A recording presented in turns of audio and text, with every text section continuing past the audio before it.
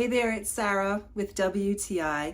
This is a tank top that I really love. I love the ruffle details, the V-neck, the length of the V-neck, and the way the bottom is curved. I find it to be very flattering. Let me show you what I mean. So I love the green color, and I also love how it curves down in the front and down in the back. That's very flattering for me.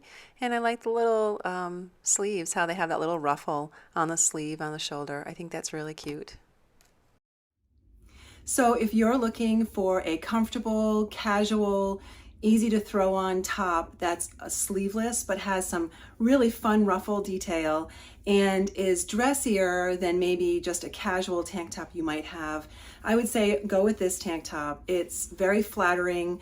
I am very much wider at the bottom than I am on top, so I really appreciate that curve at the bottom of the fabric. I think that just adds a little extra detail that makes it more flattering for me. I find this to be a very comfortable and easy to wear top. I like the fabric. It washes and dries very well.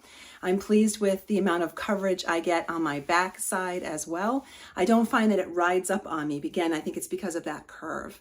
So I'm very pleased with this tank top, and I'm sure you will be too, and that's my point of view.